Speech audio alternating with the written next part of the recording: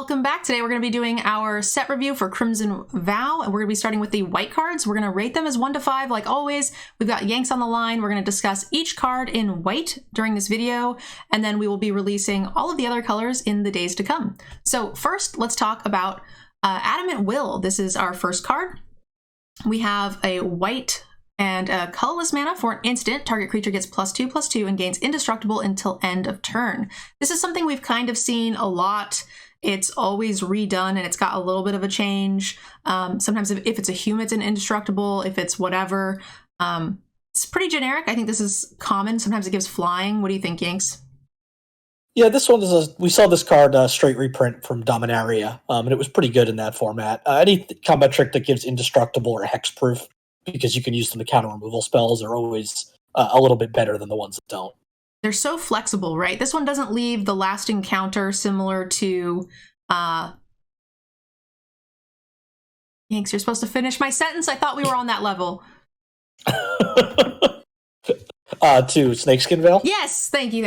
Snakeskin Veil. So, like, you know, it's kind of a little bit of give and take. This one's far more likely to, like, lethal somebody, but it's also going to protect your creature. It won't protect from exile spells, so that's not quite as cool as hexproof, but again, it gives you that bigger bump. So, kind of give and a take. I think this is playable. I tend to like combat tricks. Yanks tends not to. What are you thinking for score?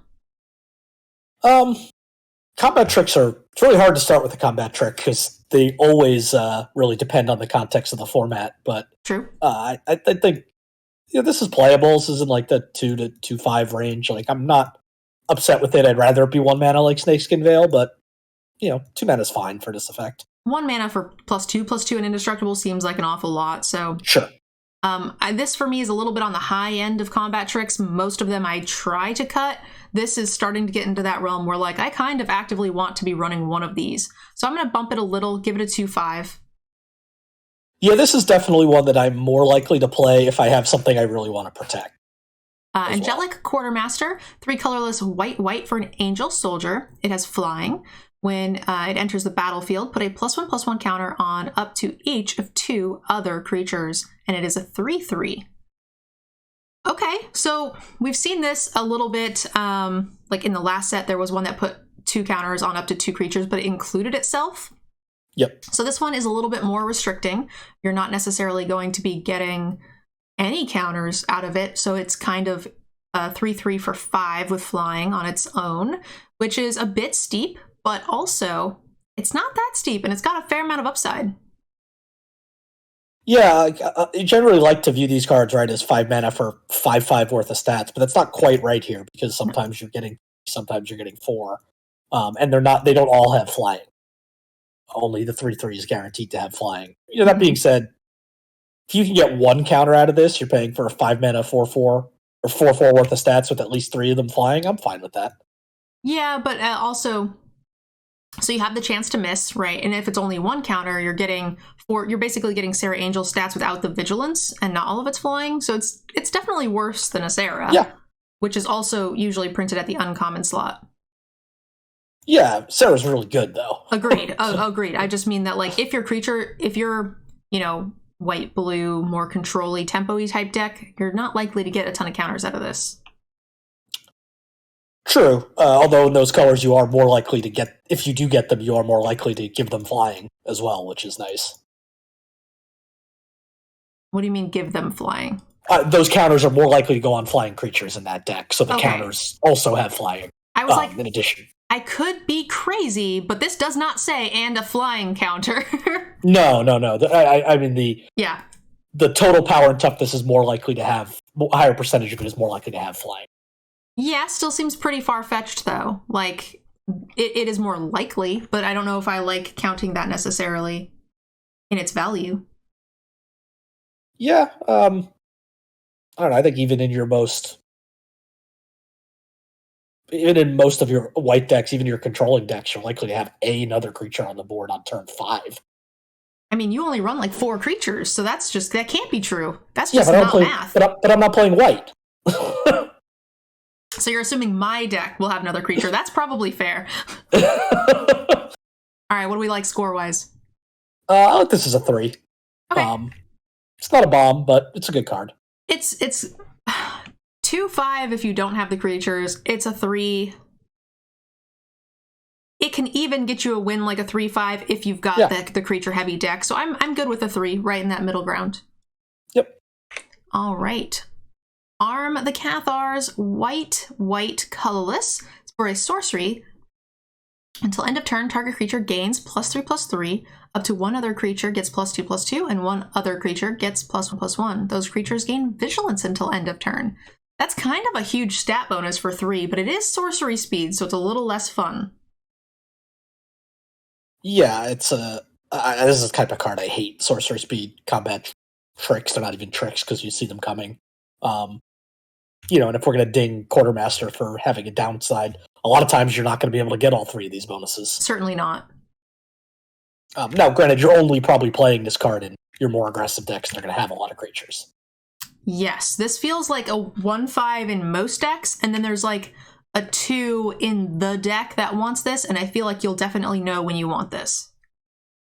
Yeah, one thing to keep in mind is that this is pretty nice for triggering training. That's true. Especially you can, because of the multiple different power and toughness boosts, if you have multiple training creatures out, there's a decent chance you can get both of them to trigger with all these different boosts. But that's true. That's a pretty minor case. Once your training creature outgrows what's on your board, you just give that the 1/1 and give the other creatures the +3, and boom, now you're training again, and you're happy. So, given that white is the training, white has been in the previous set the go wide mechanic. This is probably a little bit better than we would expect it to be in the average set. So maybe this is like a 2. Cut it if you can, but also probably not terrible to play one of. Yeah, I put the over-under on number of times I cast this card at precisely 0. Which means I'm probably casting it like at least 10 times. But yeah, that's just the style of decks I tend to play. Like this is gonna be best in probably like your green-white deck in this format, which, the over-under number of green-whites decks I play in the whole format is probably 1. So I'll play a few. Yeah. We do not get along at all. All right, moving on, guys. We got Bride's Gown. It is a colorless and a white for an artifact equipment. Equipped creature gets +2/+0. It gets an additional +0/+2 and has first strike as long as equipment named Groom's Finery is attached to a creature you control. So if you have a groom to go with your bride, you get a bonus. I mean, flavor's great. do you know what color the groom is in? It's black. I probably should have had that next to it. It's hard to evaluate if we don't know if the other thing is worth playing, right? So the other card, it's almost the same card. +2/+0, and it gets an additional +0/+2 if you and has Death Touch instead of First Strike if you control the bride. Okay, I mean, equip is reasonable. 2 to cast is okay. They both give front end before the back end, which I prefer by a lot. Yep, I agree with that. They don't say attached to another creature, so you can put both on the same creature and get both bonuses. Yes. Which, First Strike and Death Touch together is very lethal. Yes. But, they're both uncommons. You're not going to assemble them that often together. On its own, it's an okay card to play. I feel like I don't really like giving them the combined rating either, just because if you do have both of them, the likelihood of them both being out, you being able to keep them equipped, whatever the case may be, is pretty rare. Obviously, if you assemble Tron, it's great, but I think they're both borderline playable on their own, so I think they're just a 2. I'm likely to cut them, but I will probably run some. Yeah, I feel like equipment, running like an equipment in your deck almost always overperforms in limited. As long as it's not a crazy equip cost or something. We have a comment in the channel that says, I mean, it's just a limited card. It's not printed for constructed, ... The title of the stream is Limited Set Review. Moving on. By invitation only, 3 colorless white for sorcery. Choose a number between 0 and 13. Each player sacrifices any number, that many creatures, right? Yeah, Just a board wrath. In limited, you've got some. I'm actually excited about this card. I mean, I like the card, and I love board rats in limited, and there are cases where there is a good upside here. So white was the go wide in the previous set, and I think that that's likely to be the case. The humans are always the go wide. The vampires are more the aggro. The werewolves are more tall. So that's just, I think, going to continue to be the case here in Crimson Vow as it was in Midnight Hunt. So the thing about this board wrath is it allows you to have the flexibility to wrath up to the number of creatures your opponent has, letting you keep your best X creatures. So if your opponent has 3 tall creatures you can't get through, and you have 5, a 3/3, a 2/2, and a bunch of 1/1 tokens you've generated, you just get rid of your tokens and then you keep your better stuff, and then you get to hit them in the face. This is so unique for, usually, the go wide decks don't love board wipes, right? Because they have trouble coming back from it anyway. It's a nice oh shit button, but your cards tend to be less powerful in general, so your top decks are worse. But in this case, you actually get to wipe the board and still have some board presence. I love it. Yeah, it's a similar concept to like the Meat Hook Massacre, right? Where you can, in certain scenarios, you can tailor the board wipe to leave you with an advantage. It's different here, right? Because that favors you having big creatures. This favors you having wide creatures. Mm-hmm. But that flexibility on a wrath is nice.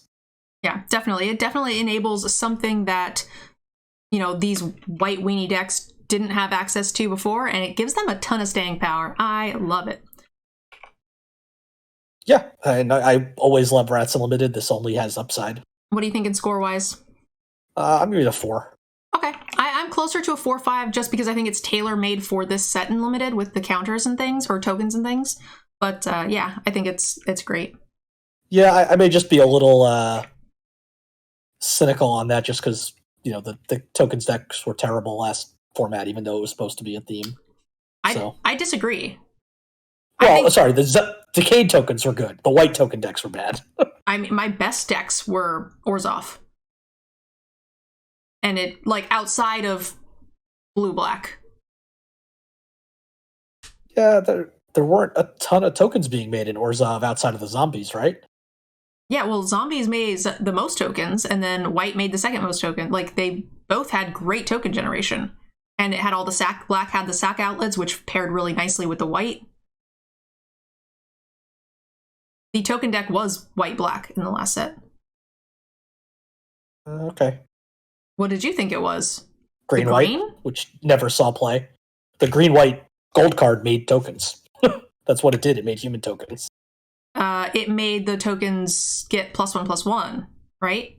You're talking about the uncommon, though? That made 2/1/1s? Yeah. Yeah, the payoffs for it were definitely in green-white, but green itself didn't have a ton of the token generation, other than the Selesnya card specific, but I felt like the black had way more token generation. Oh, black definitely had the most. I just don't think white really had as much as much playable ones as we thought it did going in. Maybe. But that may just be because blue-black sort of just dominated everything that drowned everything else out.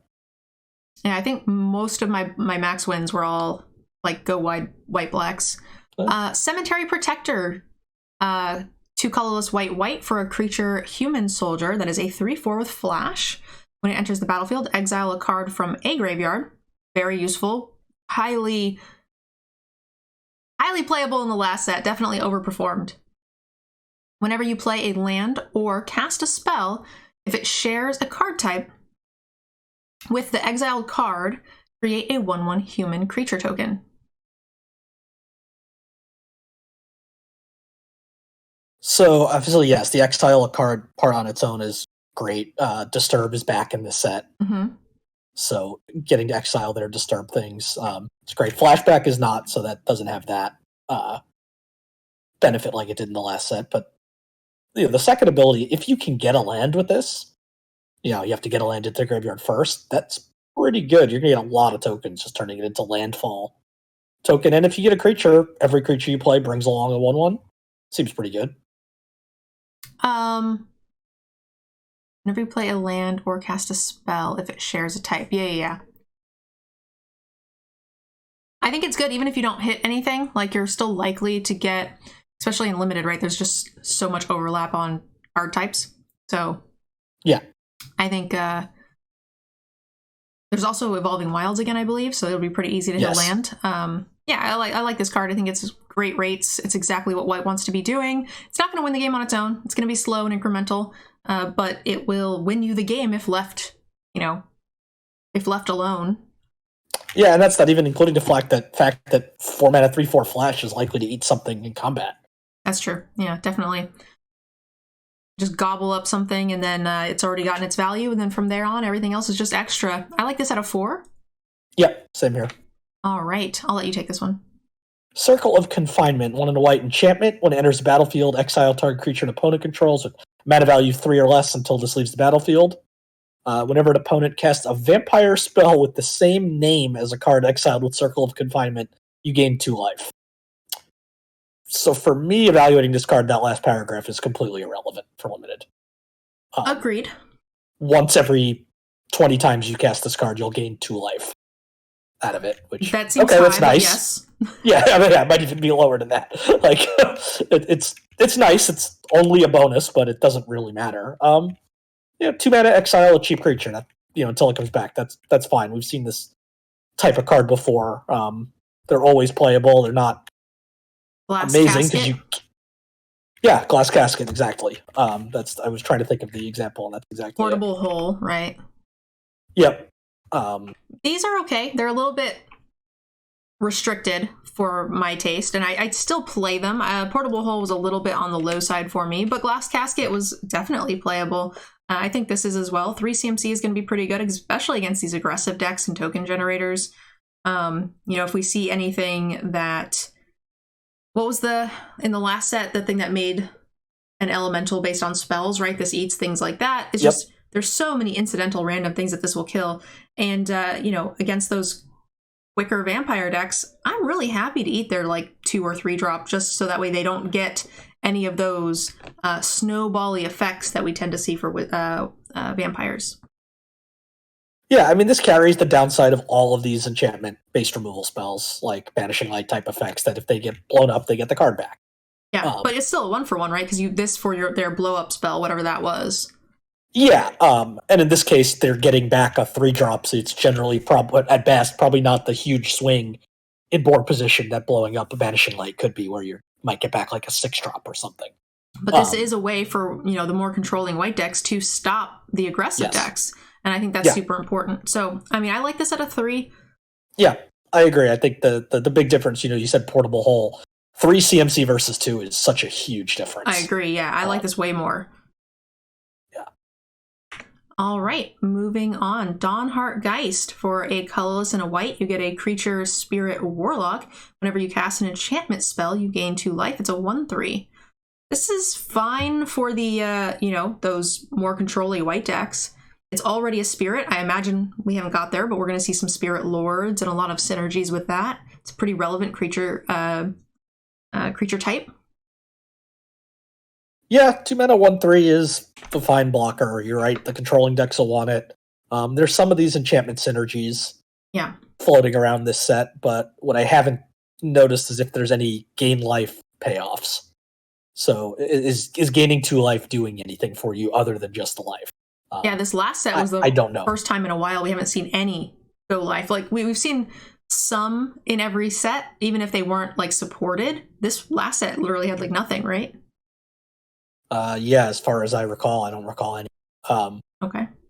But I mean, when you play a creature for its disturb cost and it comes in on the other side, does that count as casting it as an enchantment, even though it's technically from the disturbed side? I believe so, yes, because it would be an enchantment on the stack, so yeah. Okay. Yeah, so this is going to work with all of the disturbed cards in the set, so I think we're going to get, some good life gain. I think that this is going to be a 2 in most decks, and it's going to be a great card, because there's those 2 incidental damages, plus having a 1/3 on 2 is going to just brick a lot of those more aggressive decks. So you might not necessarily want it because it's not powerful enough, and, maybe 4 incidental damage isn't really relevant, but it will be against those quick vampire decks. Yeah, I'm one with you. This is 2 in most decks. There's some upside, and it's a fantastic sideboard card. Awesome. Against those aggressive decks. Distracting Geist. For 2 colorless and a white, you get a spirit that is a 2/1. Whenever it attacks, tap target creature defending player controls. And then for Disturbed, after it's dead, you can pay 4 colorless and a white, and then you can cast an enchant creature. Enchanted creature has, whenever this creature attacks, tap target creature defending player controls. If it dies, it goes to, if this leaves the battlefield, it goes to exile. So basically, you just get its ability again off of the body. I mean, it's kind of awful stats for what you're getting, but if you're playing this on 3 and you're the aggressor, you know, you play your 2-drop, you play this, you can likely on turn 4 maybe remove a thing, attack with this, tap their only blocker that's left. You're getting in like this really aggressive pacing, and then, you know, you get this backside as a bonus that you can just attach this to a larger creature that is then going to make your opponent's life really difficult.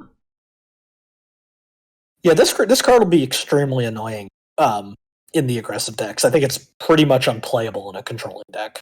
Agreed. You know, in the last set, even these somewhat overpriced Disturb cards were playable in control because you were getting 2 bodies to gum up the ground, but the aura part of this does absolutely nothing in a controlling deck. So that being said, you know, you're going to want to kill this thing if you're playing against aggro, and then it's just going to come back. Yeah, this kind of, it's a little weird having a split rating for an uncommon like this, but it does feel like a split rating. This feels like it could be something I'm actively wanting at like a 3 in my aggressive decks, and then the entire rest of the field is just not interested. Yeah, I think I'd love to see, and it's so early in the set review, how aggressive is going to be. But you know, you're going to want to attack in this format in white with training. Like, that's a mechanic that does absolutely nothing if you don't attack. Definitely. You know, the cards are balanced around having that ability. So I think effects like this that allow you to attack with things are very helpful. All right, so I'm thinking it's a split rating. I like it at like a 1/3. Yeah, I think that sounds exactly right. All right. Dragskull Infiltrate? How do you say that? Dragskull Infantry. Ah, I said it right. Great. Dragskull. For colorless and a white, you get a Spirit Soldier that's a 2/2. I don't like that the spirits don't fly again, but whatever. Here we are. Yeah. Back in Strixhaven. So it's a 2/2 for 2. Fine, that's a 2. Disturbed for 3 mana. Enchant creature gets +2/+2, and then you exile it if it leaves the battlefield. So it's a bear with upside. And it's a decent upside. For 4 mana, you get +2/+2 in the late game. It's an aura, which makes, you know, dealing with it difficult if your opponent doesn't have removal. And there's no downside of being 2 for 1 because it's already just something you've already gotten at rate. So, I mean, I'm happy with this. Yeah, I mean, like this feels like kind of the definition of filler, but filler I'm okay with. Well, usually a 2/2, mediocre, which with an ability we are not likely to use, is usually the filler. I think a bonus +2/+2 enchantment is slightly better. Yeah, yeah, it definitely is better. I mean, it's just feels mediocre on both sides. That's because it's in white, and we're not talking about blue. You're going to say that about every spell. No, I mean 2/5. Yeah, I'm probably at a 2, but I can see 2/5. Like, that's not. I don't think that's unreasonable. All right. Estwald Shieldbreaker Basher. That's the word. 3 colorless and a white for a human soldier. It's a 4/2. When it attacks, you may pay 1. If you do, it gains indestructible until end of turn. Wait, what?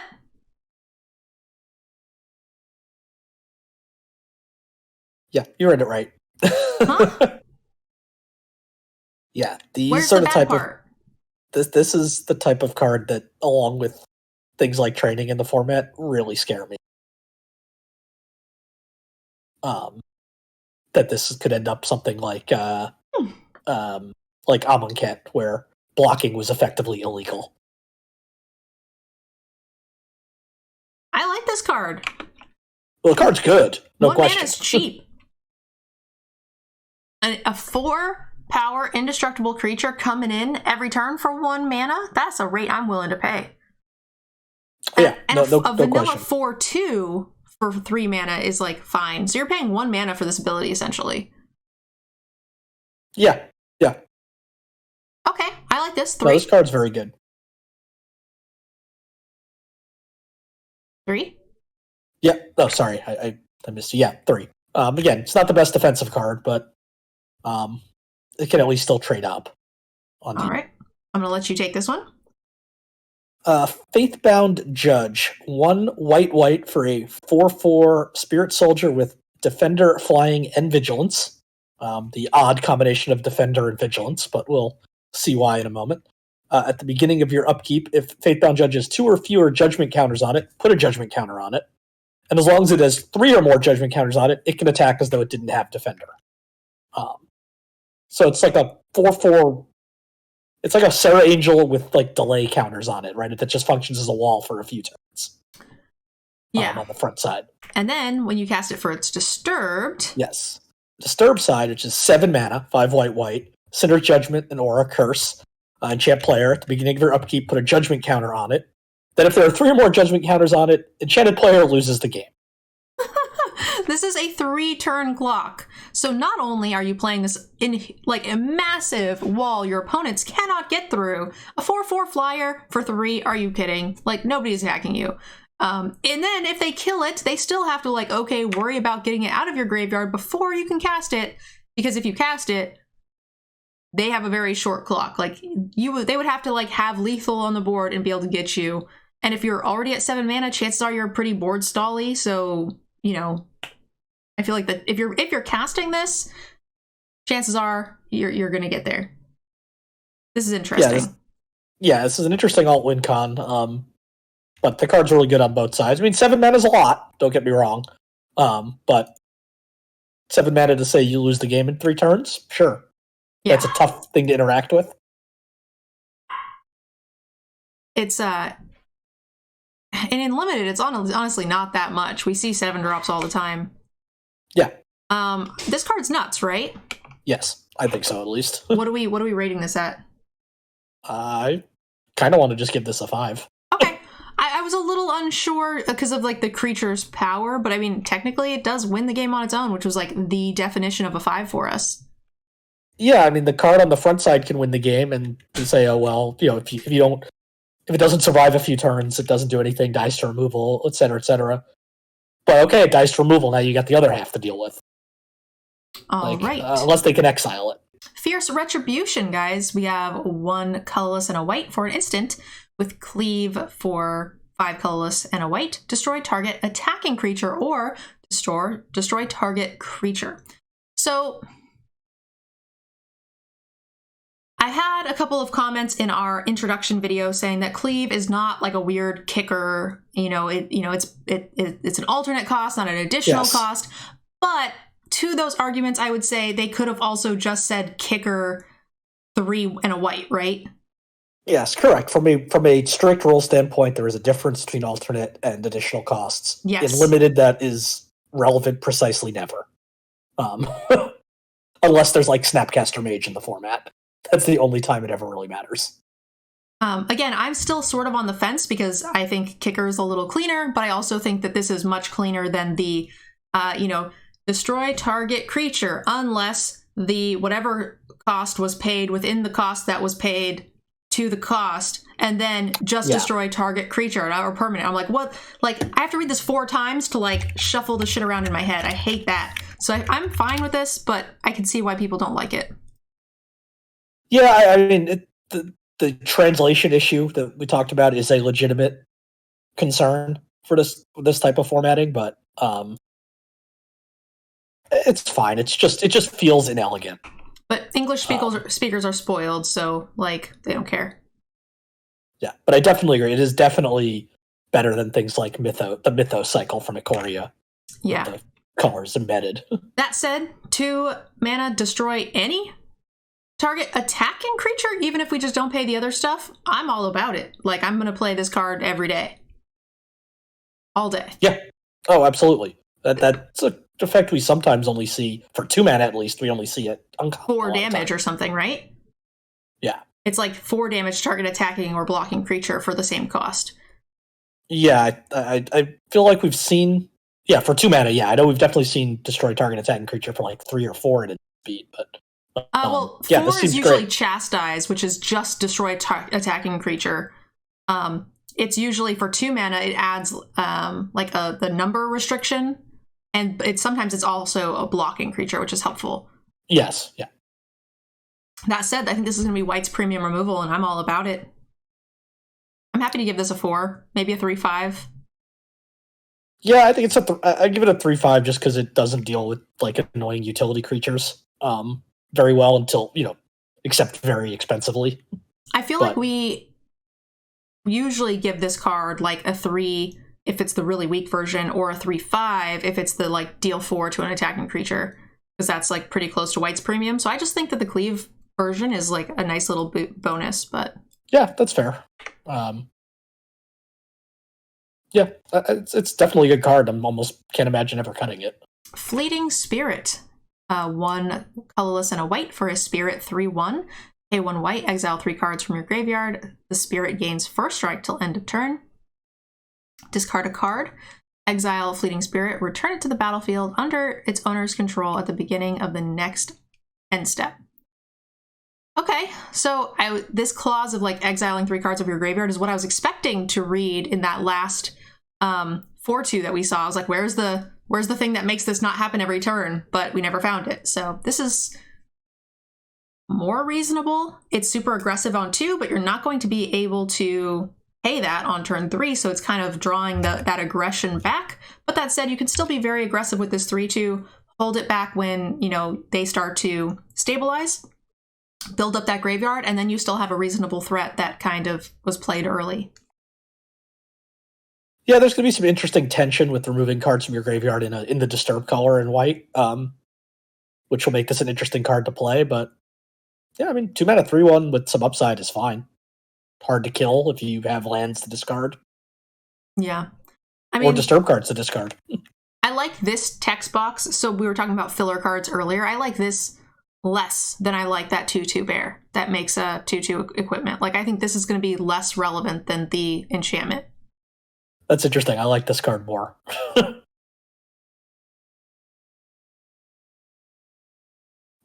It depends on the deck. Like, if we have some graveyard interactions, it'll be great. But in the typical deck, like assuming that there isn't like a ton of interaction, whatever the normal pace of graveyard filling is, pretty meh.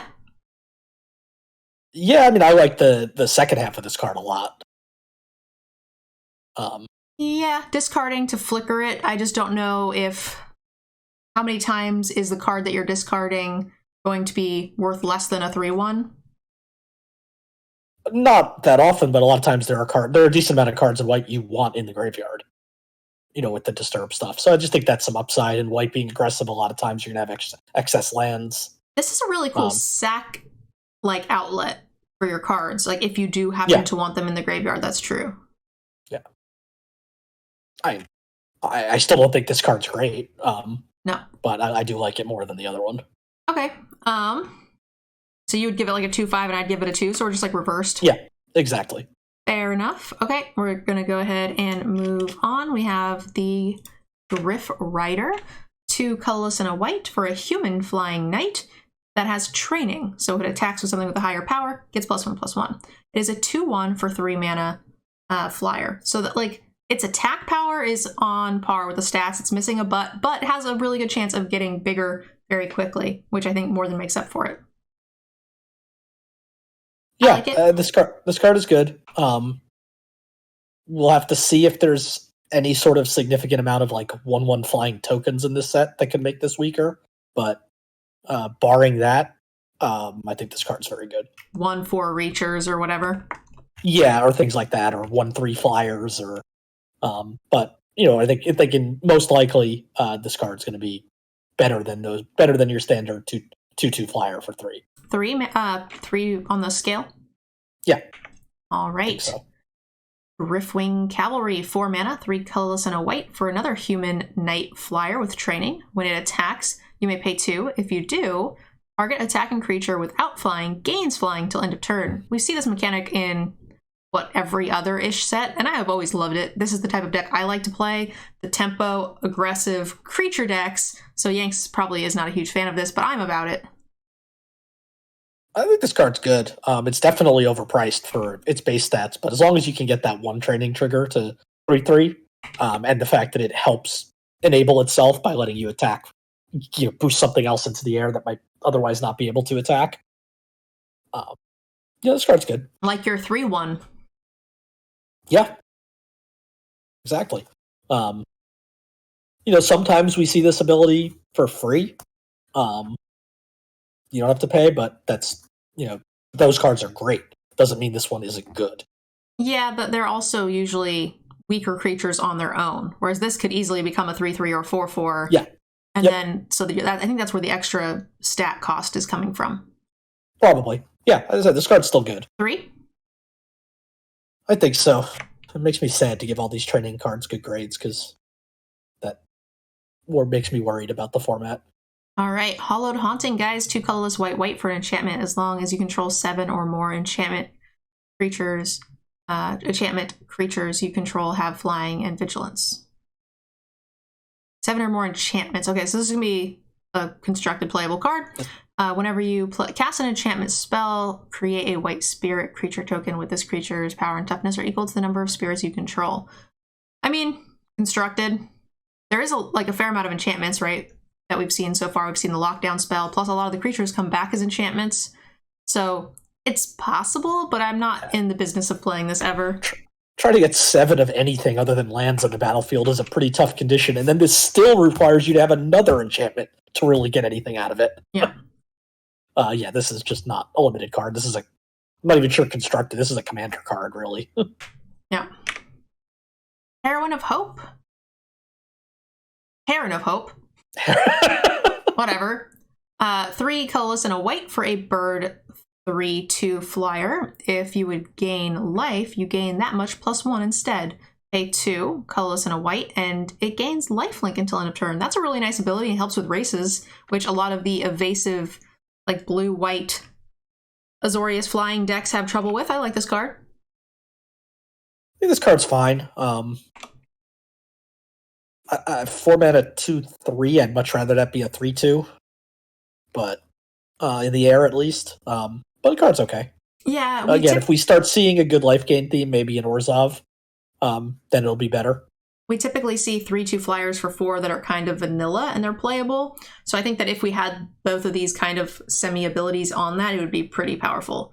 So it makes sense that this scales it back a little bit. And also I think that this is going to play real well with the, blocking far more. I think if you get the 3/2s, you want to be the aggressor in those decks, whereas we might play this in some sort of deck that wants to be a bit more laid back. Yeah, and I will say, I took a quick look, the black-white, uncommon creature in the set does have a life gain payoff, so I could definitely see there being a gain Orzhov theme here. All right, so I'm thinking a 2/5. Yeah, I think that's fine. All right. Heron, Blessed Geist. It's a 5 mana, 4 colorless and a white spirit, 3/3 flyer. And then you can pay 4, and to exile this Geist from your graveyard, create 2 white spirit tokens with flying. Activate only if you control an enchantment, and only as a sorcery. It's a lot of conditions, but it seems fine. Yeah. A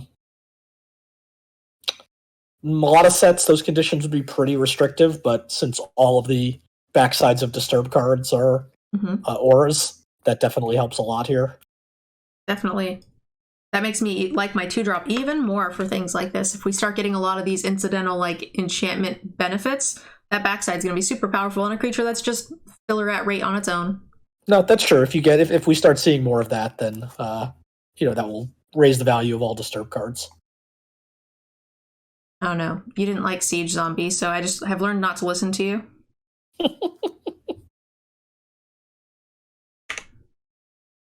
Yeah, that was a mistake. Hopeful Initiate, guys. 1 white for a human warlock 1/2 with training. You can pay 3, remove 2 +1/+1 counters among creatures you control. Destroy target artifact or enchantment. It's a nice bonus. Especially because it enables itself, right? Yeah, this is a card I would initially looking at. I go, oh, this would be a great card to have just sitting in your deck because of all these enchantments running around. But it's like, oh, it's rare. That's probably not something you can count on getting. Yeah, I think this is going to be playable for sure. I'm happy with it. Yeah. Again, it does a few little things. It's not super powerful, especially for a rare, but certainly playable, which is more than you can say for a lot of 1-drops. I will say the like pay 3 to remove 2 counters, even if it didn't have training, is a really nice bonus. For a 2/1 for 1 mana is typically what we see for like those 1-drop stats. So I would say that ability on its own is just a little bit like at rate for me to consider it filler. But the fact that it trains up nicely, I think makes it really great in the aggressive deck and gives a lot of flexibility to kill some of these pesky things that are coming around. And when you remove the counters, you get to retrain it up to continue to blow up their shit. And that feels amazing. I'm really happy with this card, actually, in those creature aggressive decks. Yeah, I'm playing this card in those. I'm not sure how happy I am. But for a 1-drop, most of the time I'm cutting almost all my 1-drops. So this time I'm not cutting those. Yeah, I play 1-drops way less than most people, and I'm playing this. So this is a 3 for me. Yeah, I've got it a little lower at like a 2/5, but it's still good. All right, I'm gonna let you take this one. Catilda Dawnheart Martyr. 1 white for a legendary creature spirit warlock with power and toughness ***. It's got flying, lifelink, and protection from vampires. And it has power and toughness, each equal to the number of permanents you control that are spirits and or enchantments. And it has Disturb for 3 white. The backside is Catilda's Rising Dawn, legendary enchantment, aura, enchant creature. And that creature has flying, lifelink, protection from vampires, and +X/+X, where X is the number of permanents you control that are spirits and or enchantments. So we're seeing a bit of a theme on these Disturb cards that a lot of them, the back half aura, gives you basically the abilities and stats of the front half. So it's kind of like, I think the flavor is that, you kill the spirit and the spirit attaches itself to somebody else and protects them or whatever. Yeah. Which would make sense to me if it wasn't a spirit to start, right? Yeah, I wonder if that's just a nod to the fact that they decided to make all of the Disturb frontside spirits. Yeah, and also the backside of this interacts with other spirits. So if this was like a human, right, that then became a spirit and protected somebody flavor-wise, then you wouldn't be able to have that mechanic, so it's probably just a little bit simpler. But yeah, I think this card's really good. Also, it ensures that it's never like a 3-mana 0/0. It's always at least a 1/1 for counting itself. Yes, but they could call it something else, right? Yeah. Yeah, I think this card's good. I mean, we're going to have a lot of spirits and seems like a lot of auras more than usual, especially in this set. So this will be pretty easy probably to be at least a 2/2 or a 3/3, which for 3 mana to get all those stats pro vampires is definitely going to be relevant in the Vampire Wedding set. So yeah, and flying lifelink just seems amazing. You get to run it back and put it on another creature. I love this card personally. I'm giving it like a 4. Yeah, I think so too. I mean, honestly, those stats on the backside, even if it's +1/+1 in those on a bigger creature, that's a completely swings a race. Definitely. Kindly Ancestor, 2 colorless and a white for a spirit 2/3 with flying, not flying, lifelink. And then when you can disturb it for 2 mana, enchant creature has lifelink. And it's filler stats on its own, but lifelink is a really nice bonus. We saw that there are some life gain payoffs, so I feel like its front side without there being a backside is slightly better than filler as is, and then getting to just run it back and add something else with lifelink to continue to enable your payoffs feels good to me. Yeah, this is one of the rare Disturb cards where the Disturb cost is cheaper than the initial casting cost. I mean, for good reason, because you're just getting lifelink, not the stats as well. Yeah, it's one of the weaker ones of the bunch as far as the backside goes. Yeah, but yeah, I'm playing this card. It's in 3 mana 2/3 lifelink is going to make most of your decks anyway, like you said. So definitely. All right, moving on. Lantern Flare for 2 mana. We have an instant with Cleave. Lantern Flare deals X damage to target creature or player, and you gain X life. X is the number of creatures you control. So you can So you can do this for 2 mana for the number of creatures you control, or you can do it for X if you include red, and you don't, even if you don't have any creatures, then it's like a fine top deck, right? Yeah, this is an interesting way to use Cleave. One of the ways that would be kind of complicated to do with something like Kicker, because you can just change what X means this way. I think it's just a fine card without the Cleave. I mean, it's obviously you're only gonna, even in white, you're only gonna get to play the Cleave cost. One out of everything being equal, 1 out of every 4 white decks. But even without Cleave, white's generally going to have a board, outside of your heavy control decks, and this deals 2 or 3. It's a good card. Yeah, I agree. Target creature or planeswalker, which is a really nice bonus, and you gain life to enable your stuff, which is good in the white-black match. Again, if we're casting this for 2 in white-black, we're pretty happy. This card seems good to me. It's a rare, so that makes sense, but this seems pretty close to white's premium removal as well. Yeah, it's just note to everybody to be careful when casting this card, because if they kill a creature in response, that will change X if you're not cleaving it. That's true. So that you can get blown out that way, but no, I think this card's just a solid removal spell.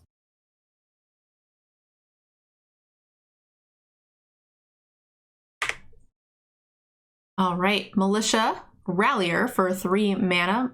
Militia Rallier cannot attack alone. And when it attacks, untap target creature. Cute. And untapping itself is pretty relevant because a 3/3 for 3 mana is a good stat, so it's a good blocker on the way back in the aggressive decks. This card is fine. Yeah, I mean, aggressive decks will want it for exactly what you said, and they're likely to be able to enable the attack pretty early. And it's a fine blocker for a defensive deck, just a 3 mana 3/3. Yep. I like it at a 2/5. Yep. Yeah, nothing fancy, but solid card filler. Good card. Nebelgast. It's a 5 mana spirit, 4 colorless and a white. A 1 mana tap target creature, and it's a 2/5. Spirit is pretty relevant creature type from what we've seen, so that's not nothing. Stats are, I mean, I don't usually like 2/5s in my decks, but tap ability is nice. Yeah, this is kind of the in some ways the opposite of the split card we gave earlier, where control decks are going to want this way more than aggressive decks. Agreed. It's a good blocker. It taps down things. I mean, granted, you can't block and tap something, but you can do that to enable a finishing attack later in the game after you've turned some tap 2 thing. End step tap on tap. I have a feeling this is going to find a great home in the white-blue decks. That's going to want spirit interactions. That's going to want to stabilize against more aggressive decks. That's going to want to be able to tap down bigger ground creatures to win the race in the air. Yep, exactly. Yep, block down the ground and win through the air. Exactly. Yep. 2/5? 2/5, yeah. Still not spectacular. All right, I'll let you take this one. Nurturing Presence, 1 and a white for an aura, enchant creature.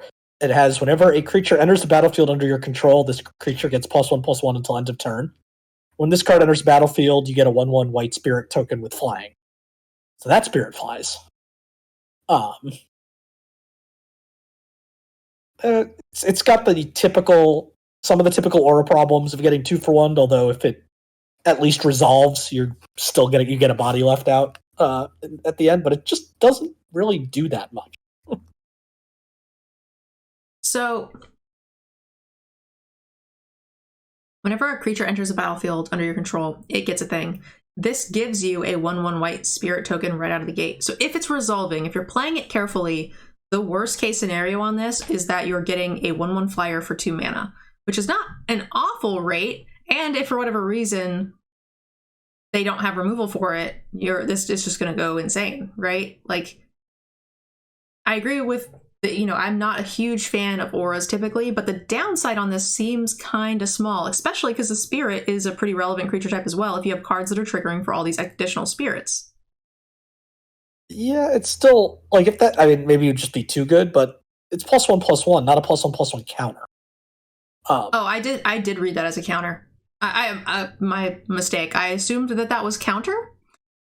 Yeah, if that was counter, I'm fine with this card. It's just most of the time, at best, you're going to get 1/1 or occasionally a 2/2 for a turn if you happen to still have a stacked hand. Yeah, I thought this was much better than it is. It also forces you to play your creatures pre-combat, which has its downsides. I thought this was a counter, so I thought that like the floor is not that bad. The ceiling seemed way high, but no, it's actually the floor is not that bad, and the ceiling is not that good. So I'm gonna give it a 1/5. Good call. Yeah, I'm with you. 1/5. If you got enough spirit synergies or enchantment synergies, you'll find a spot for this, but otherwise you're not going to play it. It's true. It does count for 2 with that like other card, right? That counts spirits. Yep. And, yeah, it gives you both, which is great. A 1/1 for 1 white. We have the Olenbach Escort. It is a human cleric with vigilance. Olenbach Escort, sacrifice it. Target creature you control with a +1/+1 counter on it gains lifelink and indestructible till end of turn. Okay. It has to have a +1/+1 counter, so it doesn't do what the puppy does on its own. It has to have a ton of help. But this also has vigilance, but I don't think that's enough for the restriction on this card. I don't love it. Yeah, you might find a spot for this in your aggressive training decks because you'll have a lot of counters floating around, but that's about it. Yeah, I think a heavy training deck is the only time we're considering this, and it has to be like a training deck with like training rares that I want to protect, not just like a generic thing, because this is just not worth the draw most of the time. Yep, agreed. I think this is like a 1/5, and even the upside is still only like a 2. All right, we agree on a 1/5. I'll let you take this one. Panicked Bystander. 1 and a white for a 2/2 human peasant. Whenever it or another creature you control dies, you gain a life. At the beginning of your end step, if you gained 3 or more life this turn, transform this card. And it transforms into Cackling Culprit. It's a 3/5 human rogue. Whenever it or another creature you control dies, gain a life. So the same ability. And you can pay 1 and a black for this to get Death Touch until end of turn.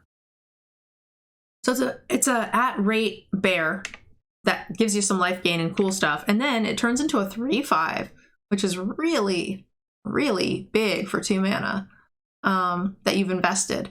I mean, it's got to sit on the board for a little bit, but it gives you some incidental life gain as well. Plus, you can be triggering it with other life gain things. Whenever another creature you control dies, gain a life. Death Touch on a 3/5 seems great. I like this card. I'm really happy with it. Yeah, I mean, this is the kind of card you want if you're going to play the Dawnheart Geist with whenever you cast an enchantment spell, you gain 2 life, in which case, right, you just need a disturbed creature to die, you gain a life. Replay the enchantment side, you gain 2 life, and you can flip it. Yeah. And 5 toughness for something that you can give Death Touch to, that's a real problem for people to attack into. Agreed. It's going to be hard for red to remove typically, too. We'll have to see when we get there, but like it's going to make you fade half the removal in the format. Yeah, it'll be tough for red to remove. If green has to fight it, then it's going to be tough. They'll have to find a time when you don't have Death Touch mana open. And that's assuming they can even fight the 5 toughness creature in the first place. Yeah. Werewolves were big, but like barely that big. So we're going to see. The last one was way wider than it was tall. Panicked. So what do we think? 3 or 3/5? I've got it as a 3. You probably do need some other life gain synergies to make this good. But even if you don't have others, you can still play it because it's 2 mana 2/2 with a little bit upside. I think it's a 3 just because I don't think without the help for life gain, you're not going to trigger it very often unless you have like some big attack and you can't attack with this. So it's a 3, but if you've got the deck that can flip it consistently, it's going to get a nice bonus. Agreed. Perish Blade Trainee, 2 mana for a 1/2 with training. When it dies, put its counters on target creature you control. All right, I like that. So modular, is that what that is? Yeah. Modular, and it can be put on anything, so you don't really lose out. It's got training on its own. For 2 mana, if you attack 1 time with training, and that's the nice thing is that it doesn't have to hit or anything, it immediately turns into a 2/3, which puts it way above rate for its mana cost, right? Yeah, it's interesting that because of the way training works, like normally I want my 2 mana, I don't want a 1/2 for 2, I want a 2/1. But here I'd much rather have the 1/2 because it becomes a 2/3 so much easier than the 2/1 could become a 3/2. Yeah, we're far more likely to get 2 triggers on this for sure. And the fact that it happens when it attacks means that there's no downside to it being a 1/2 versus being a 2/3 in your deck. I actually like this a lot. For a common? Yeah, it's got the usual caveats of these sort of things where it's bad on an empty board. Not a great top deck late in the game, but that's fine. It's a 2-drop. A lot of 2-drops are that's true for. That's true for almost every 2-drop, and less so for this one than later. Especially because this 2-drop will then leave you some lasting staying power on the board, which most 2-drops won't do. Yeah. I like this at a 3. I think it's way above filler for me. Yeah, I've got it as a 2-5 still, just because of there are still a lot of times where it's going to be very low impact, but it does have a lot of upside. You have it as a 2-5 because it says creature in its card type? Well, that does automatically dock things half a point, but... Just checking. Piercing Light, 1 white for an instant. It deals 2 damage to target attacking or blocking creature. Scry 1. I mean, pretty low impact. I feel like this is something that's going to get cut a lot from the initial deck, but it's something I want as many in the sideboard as I can get. Yeah, I think you'll play this a fair amount. Attacking or blocking is nice. Mm-hmm. Single mana is tough to play around. Definitely. It's going to see a lot of play, absolutely. But as far as like how happy I am to have it in my deck, this is not the removal I want to have. But oftentimes I run decks with no removal, and I would love to have 1 or 2 of these in there as well. Yeah, it's just a little disappointing. I just took a quick look through the rest of white, is that there is no like single white combat trick that can make it tricky to figure out what to play around. That's true. But yeah, I mean, it's fine. I've got the side. I'd say with the scry bonus, I'm going to give this like a 2-5. I have it at 2-5 as well. All right. Radiant Grace, 1 white. Enchant creature gets +1/+0 and vigilance. And whenever enchant creature dies, return Radiant Grace to the battlefield transformed under attached to target opponent, and then enchant player, creatures enchant player enter the battlefield tapped. Okay. Kind of a small bonus there, which is really relevant if you're like the faster tempo-y deck. Yeah, I actually really like this card. Primarily the backside. That is a far more annoying effect than it really seems like it should be. It is. To play against. The other thing too, like it's kind of low impact, and I wouldn't want to run this on the front side because I'm worried about getting 2-for-1, but the fact that you get a valuable backside, +1/+0 in vigilance is not small, and removing the risk of being 2-for-1 makes this front side way more powerful. Like, this is the kind of effect I would want to have if I knew my opponent didn't have any removal. You know what I mean? Like, if it's going to stay on the board, I'm happy with this. So you're basically getting to put this on your flyer, close out races really, really fast with no downside of your opponent just having, the answer, basically. Yeah, no, completely agree. This looks so underwhelming on the front side, but the back side is going to be really difficult to play against. But usually, my point being is that it looks underwhelming because of the typical risks that go with this type of card. Whereas if you remove those risks, I actually really like the front side. It doesn't feel underwhelming to me. Yeah, I mean, I agree the risks are part of it. To me, just 1/0 in vigilance is just an underwhelming effect. Feels great on a green creature, feels great on a flyer. I want to put this on some 4/4 and just get them. Get in there. Okay, I'm done. What do we want to give this? Like a 2-5, I think? Yeah, I think I have this as a 2-5, and it's going to be much better than that against some decks. Okay, good. So we were in the same ballpark still. I was just, this would typically, the front side of this is unplayable typically, so. I play 4/4 creatures in the jar, right? They're just usually tokens created by spells. Oh my goodness. Resistance Squad, 3 mana for a human soldier, 3/2, so on rate. When it enters the battlefield, if you control another human, draw a card. My heart. That's not a terrible, requirement to meet. I'm pretty happy. Yeah, it's got, some of the 3 best words in Magic on it. Draw a card.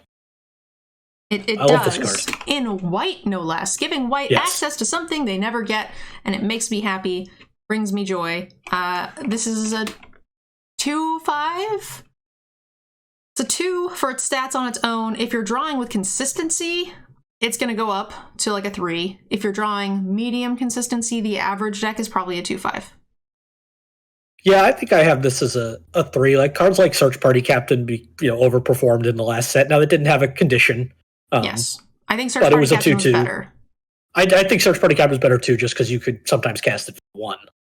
Well, that and you just always drew a card. And you always got the card. Yeah. Now you get an extra point of power here, which is nice. But I really like this card. And doing a quick count, it looks like about 2/3 of the white creatures are humans. Yeah. But in your decks, you're running 9 creatures, so... but 8 of them are going to be resistant. But 8 of them are going to be resistant squads. And that's assuming that you're heavy in white and not playing another color pair that doesn't have creatures. Or doesn't have humans. Yeah, it'll definitely... Yeah, this card obviously goes way up with the more humans you have in your deck. I think Search Party Captain overperformed, I agree, and that's like a 3. And I think this is going to draw a card probably half the time compared to Search Party Captain, which is all the time. And I don't think a point of power is quite worth that loss of cards to me. I agree with that. I think the Search Party Captain is better, but to me, I just have them both in the same range, like in that 3 range. But we're in the same ballpark. All right, Sanctify, 2 mana for his sorcery. Destroy target artifact or enchantment, gain 3 life. Sideboard card. Now, these are the types of cards you can run in these formats just because the creatures do produce more enchantments. So if you're short on playables, okay. If you've got some life gain payoffs, okay, maybe it's worth running if you just don't have any other options. Kind of like a Plummet. Something that's like not atrocious to run. Because I think that there are going to be enough enchantments in the format to make it, likely to hit something in most matchups. It won't be a great thing. Definitely not worth having this in your deck most of the time. But if you've got no other options, we won't call the cops on you. Yeah. I won't tell anybody if you don't. Yeah, I think it's a fine card to play if you need to. You got 2 conditions that could be relevant. There's not. I'm taking a quick scan through the artifacts. There's not a ton. Anything. At the common and uncommon level that particularly matter, unless there's some more colored artifacts that matter besides those 2 equipment, the white and black ones we've seen. So, yeah, mostly sideboard card, but can be your 23rd card if you need it. All right, Savior of Olenbach. This was a premier card during this show. Colorless white for a human soldier. It's a 1/2 with training. When Savior of Olenbach... whenever Savior of Olenbach trains, exile up to 1 other creature from the battlefield or creature from a graveyard. When Savior of Olenbach leaves the battlefield, put the exile card onto the battlefield under its owner's control. So this acts in 2 ways. This can exile your opponent's creatures as like a, sort of similar to like an enchantment type removal that will deal with your opponent's creatures until this leaves the battlefield. We see that. It's playable. It's great.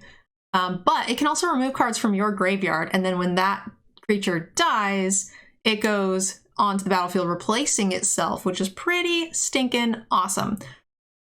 Remove your blocker, train again, get this creature that I get as a backup when you kill my thing. I like it. Yeah, I'm having a really hard time figuring out what I think about this card, because I can definitely see exactly what you're saying. Some really high upside to this card. Either as just machine gunning removal of creatures over and over again, or remove the important ones and protect yourself by getting some stuff back out of your yard. But I can also just see this card doing nothing. Certainly. When it attacks, it's going to be a 2/3 for 3, right? Which is kind of at rate for a 2, which is not, 2 rating is not very good for a mythic. So we're not excited about that. But yeah. I do think that the upside, so that makes it playable though. And then their upside is just all extra, and it could just be a game-winning bomb.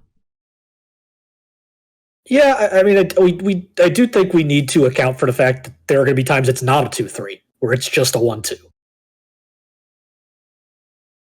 As far as blocking, like if you're on the defense and you top deck this card, that's true. Blocking or top decking it on an empty board. Yeah, this is definitely more constructed playable to where like you're curving out, and I think that these white creature decks are going to. That's the name of the game, right? They're just going to be running 17 creatures. So I'm giving it a little bit more credit for being able to swing, but maybe that's unlikely. Or maybe that's too much credit. I still feel like it's likely. I think you're right most of the time. These like sort of banisher priest effects, I hate having to attack with them to get it to happen. The other thing too is you can think of it this way: like if you have a 2/2 flyer, which we saw a bunch of in white, you could just suicide this into a 4/4 to get your best creature out of your graveyard. Yeah, it's cute. And we can give it flying with that other thing and attack a bajillion times. Feels nice. Yeah, although again, right, the deck that's going to want this is not going to be getting back a particularly high impact creature out of the yard. Most likely, it's going to be a lot of cheap, 2/2s and 3/2s and 2/3s. Yeah, I mean, and that's only one if it attacks only one time, right? And that's why the upside is so high. Each time it does this, you can get more and more stuff. Yeah, I mean, I'm probably unfairly just holding the fact that it's a mythic against it. Yeah, that's probably true. It's not good for a mythic. Like, this is not a game-winning bomb that's going to shut down the game the second you play it, like we typically see with mythics. But I think it has the ability to do so, and the downside seems so minor to me. So, I mean, I'm happy with it. I think it's like a 4. Wow, that's this will be interesting to see how this turns out. Although it'll be tough to play a lot of with it because it's a mythic, but I have this at like a 2/5. Okay. So it's actually kind of split rating-y, right? Like, I think this is going to be a 4 in the decks with 17 plus creatures. But maybe in the average deck, I'm giving it too much credit. Maybe it's like maybe I give it like a 3/5. Yeah, I like 3/5. We'll see. I think I'm giving it too much credit for always being in the deck that wants it versus the average deck. Realistically, it's probably somewhere in the middle. Between yours and mine. I'll be curious to see how that card plays out because I'm definitely not certain on it. Sure. Sigarda's Imprisonment. 3 mana for an aura spell. Enchant creature can't attack or block. Pay 5 exile. Enchant creature. Create a blood token. Okay, I mean, I like this way more than Candle Trap. I'm happy with this. This is white's premium, right? Yeah. This is your white common removal. Granted, this type of effect is going to be a little worse than in a lot of sets because of exploit being in the format. Well, you can exile it, so it's only... yes. And then if you get that upside, you get a late game land redraw, which feels really good, even if you don't have any like blood synergies. So I agree that the exploit makes it suck, but they do kind of have a window to make that happen, and there's a ton of upside if they don't. So I think it's kind of a wash. You have a window to... Well, it's a wash, but I mean, you see this effect at 2 mana. Pacifism would only be 2 mana. So you're paying an extra mana for that ability in a format where this type of effect is a little worse than usual. Yeah, this format doesn't seem quite as wide, which makes me like it a little bit more than I would have in the last set, like the Candle Trap or whatever. Yeah, I think it's definitely got some downside. It costs 1 more, but again, you're like less susceptible to long-term bounce or whatever. Yeah. Just doing wrong. This card's going in all my white decks. 3/5? Yeah. All right. I'm going to move us on a bit faster. Sigarda's Summons, 6 mana for an enchantment. Creatures you control with +1/+1 counters on them have a base power of toughness 4, have flying, and are angels. So get a bunch of poopy tokens, give them counters, and now they're all 5/5s or higher with flying. Split rating card? Yeah, I mean, I kind of just think it's bad. I mean, there is a deck that I want this. Yes, I think that's so specific of a deck. Agreed. To have enough counters to be willing to pay 6 mana for this effect. Well, I mean, think of white too. Like so you have counter abilities, plus you have the training creatures that will enable themselves. So like a combination of those things, I feel like it could be quite strong. It's a build around, it's a meme, but it's gonna win some games. There's most definitely a meme. I'm a content creator. It's what I live for. All right? I'm not saying it's not going to be fun. It's a 1. I just don't think it's good. But best believe there's going to be a YouTube video coming out with this card, and it's going to play like a 4. And it's going to be great. In one game. No! I'll edit out the other games. Fuck you, Yanks. All right, moving on, guys. We'll give it a 1, but I'm going to say that it's going to do well. Supernatural Rescue, 4 mana for an aura spell. This has flash as long as you control a spirit. Whenever you cast this spell, tap up to 2 target creatures you don't control. Enchant creature gets +1/+2. It's a lot of lines of text. It is, and it doesn't feel like it does all that much. No. It feels like there'll be a decent, you'll have a spirit a reasonable amount of times. That's not an impossible condition, but it is still a condition. I mean, things that tap down creatures, I'm usually not, super high on because they don't tap them down until they're, like, they don't untap on your opponent's next end step or upkeep or whatever. Yeah. Those are a little bit better. This is just a one-time deal. Stops 1 attack or lets you possibly attack for lethal. But again, it's card negative, which I don't like. And +1/+2 is not stats I'm excited about. So, Yeah, I don't think this is very good. I mean, it has some potential. You can ambush something with it.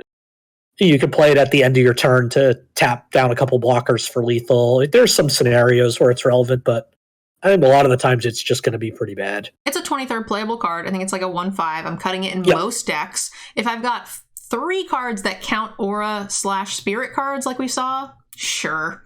But other than that, I'm going to cut this most of the time, unless I switch colors. It's just really expensive. All right, Thalia, Guardian of Thraben. For a human soldier, 2 mana for a 2/1 first striker. I like it. And non-creature spells cost 1 more to cast. Great, so I'm going to play this against Yanks. Yeah, and out of sheer principle, I have to give this like a -4. Because this card is like the bane of my existence in Legacy, but... I mean, people are saying this is going to be the savior of the Epiphany format, which is kind of dumb to me. Yeah, I kind of agree. Not that this isn't good against Epiphany, but white is already good against Epiphany, so we don't care. I do think that's why this has been reprinted here, but I don't think that's... If you're really that concerned about Epiphany, just ban Epiphany. I don't think that that's why it's reprinted, only because when they were testing this set, I don't think that they knew how bad Epiphany was going to be, right? Because this set was created long before Epiphany hit tabletops. So if they thought Epiphany was going to be bad, they would have printed something to stop it in the set that it was in. Yeah, potentially. It just feels all too convenient for that not to have been something relevant, but something relevant to the decision. Also, does Thalia look like the Joker to you? Yes, I agree. This in limited, what is this, like a 3? Yeah, I think so. Be careful because this affects you too, and that can be relevant. But I do think it just 2 mana 2 on first strike's just good, and you can plan around it where your opponents can't. Definitely. Traveling Minister, a 1 mana 1/1.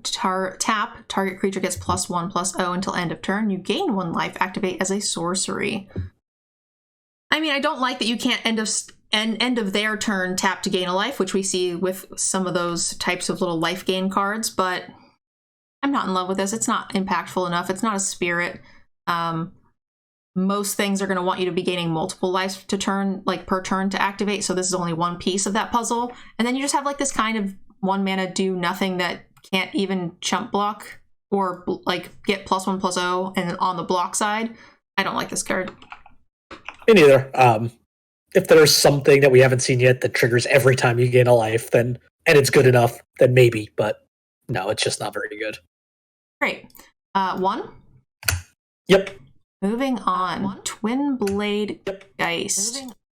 Double strike, 1/1 for 2 with disturbed 3 mana. You can get a enchant creature with double strike. Okay. For 3 mana, that's kind of nice. It's kind of low impact on its own, but I mean, that's fine. Yeah, I mean, this card will be good in the Disturb deck because you've got all these other auras trying to come back. That play some of them play pretty nicely with Double Strike. Yeah, if you have like the 2/2 bear that comes back with +2/+2 onto a creature onto this. So the neat thing is that this is your cards can be played in any order, right? So this will buff up your late game creatures if you play this on 2, or you could top deck this and then play your 2-drop bear, give this +2/+2, and now you have this big threat. So we're pretty happy. Giving a flyer Double Strike seems pretty relevant. I'm happy with. This is a synergy card. Not every deck is going to want it, but I think it's going to be very playable in the decks that have these sort of abilities.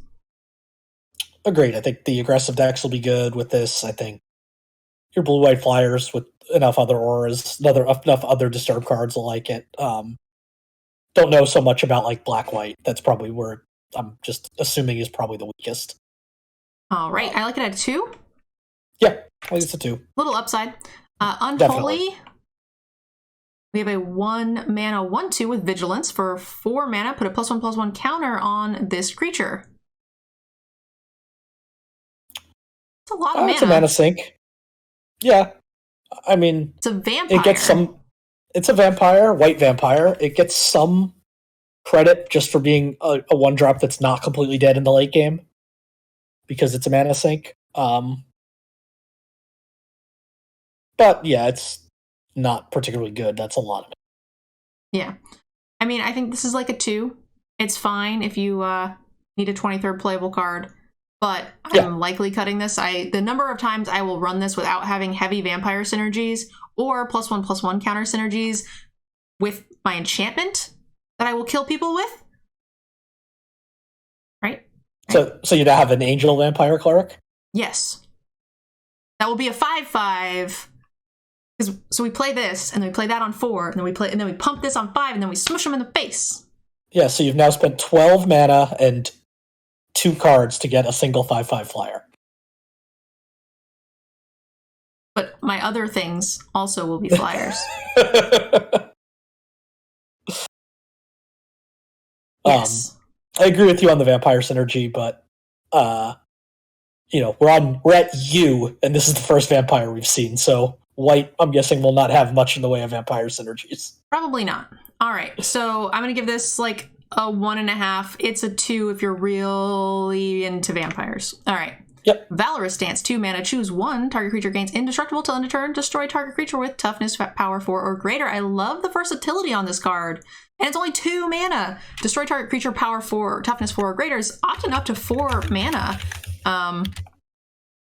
And getting to make your own thing indestructible in a pinch if you need it. It gets better if you've got more stuff. I am all about this card.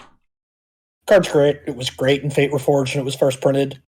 Great here. The weakness for cards with just toughness 4 or greater is that sometimes you don't have a target, but you've got another mode here. So definitely, this card's great. 3. Yep, I think so. Vampire Slayer, 2 mana for a 2/2.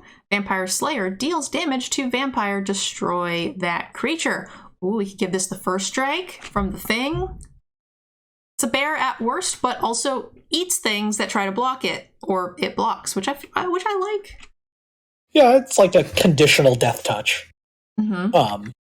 On a bear. So yeah, I'll play this card. Maybe human is relevant in my deck for a little bonus. Yep.